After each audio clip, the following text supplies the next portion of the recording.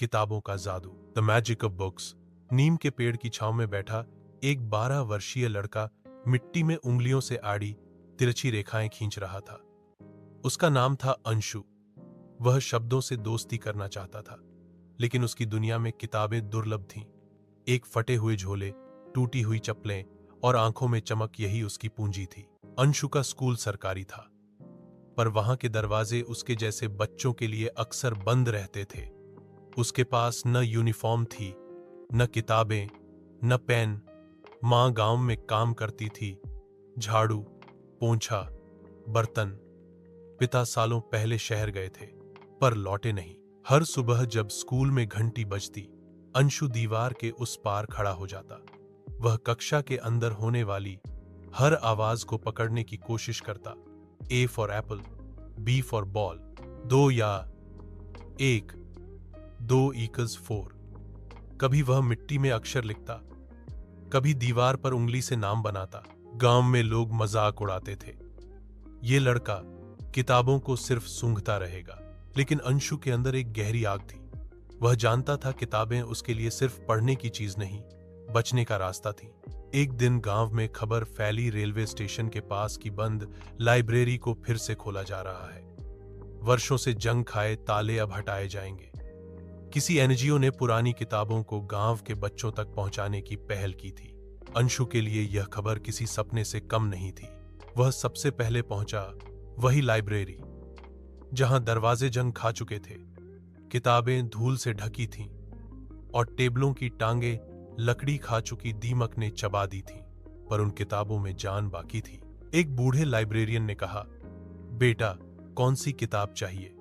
अंशु ने बिना कुछ सोचे कहा, सब। उसी दिन से अंशु लाइब्रेरी का स्थायी निवासी बन गया। वह सुबह सुबह आता, किताबों को पोंछता, गिनता, व्यवस्थित करता।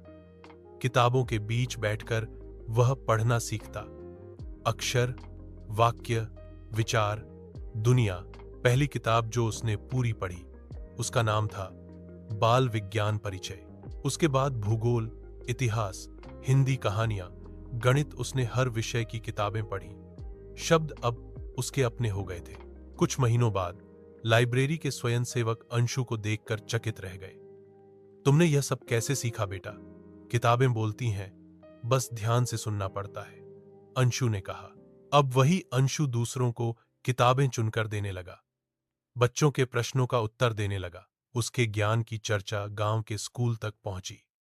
वही प्रिंसिपल जो कभी उसे स्कूल के पास नहीं फटकने देते थे, अब अंशु को बुला रहे थे। बेटा, तुम्हारा दाखिला अब हमारे स्कूल में होगा। अंशु मुस्कराया। मेरी क्लास तो कब से शुरू हो चुकी है, बस अब बेंच मिल जाएगी। स्कूल में दाखिले के बाद अंशु ने हर परीक्षा में उत्कृष्ट प्रदर्शन किया। राज्य स्तरीय विज्ञान प्रतियोगिता में वह अव्वल आया। अंतर जिला सामान्य ज्ञान प्रतियोगिता में उसने पहला स्थान पाया। लोगों ने उसकी पढ़ाई का जिम्मा लिया। अंशु अब दिल्ली जा रहा था स्कॉलरशिप पर। दिल्ली में सब नया था, ऊंची इमारतें, कंप्यूटर लैब, अंग्रेजी के प्रोफेसर। लेकिन अंशु के पास वह पूंजी थी जो किसी मॉल में नहीं बिकती, सीखने की भूख। इट में प्रवेश के बाद अंशु ने एक प्रोजेक्ट शुरू किया, किताबी गाड़ी। एक वैन जिसमें सौर ऊर्जा से चलने वाला पोर्टेबल लाइब्रेरी सिस्टम था।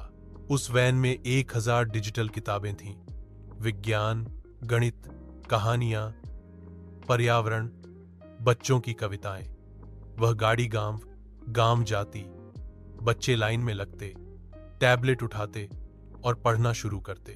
अंशु की किताबें अब केवल पन्नों में नहीं थीं, वे बच्चों की आंखों में चमक बन चुकी थीं। उसके इस नवाचार को राष्ट्रीय पुरस्कार मिला।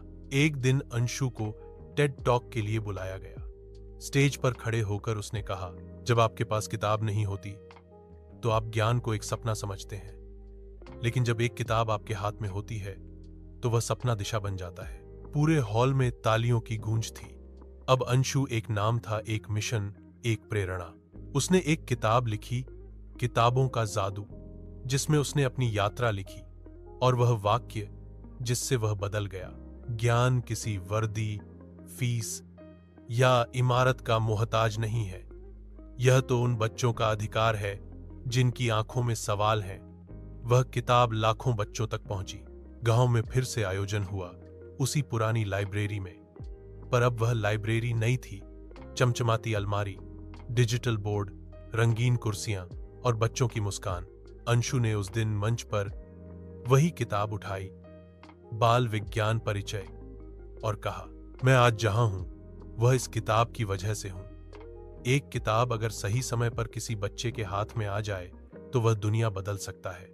सीख लर्निंग एक किताब सिर्फ कागज नहीं होती, वह सपनों की चाबी होती है। शिक्षा किसी स्कूल, यूनिफॉर्म या फीस की मोहताज नहीं। शिक्षा तो उस बच्चे की ताकत है जो मिट्टी पर कक लिखते लिखते आसमान में उड़ना सीख जाता है। हर बच्चा, चाहे किसी भी स्थिति में हो, अगर उसे किताब मिल जाए तो वह अपनी तकदीर खुद लिख सकता है।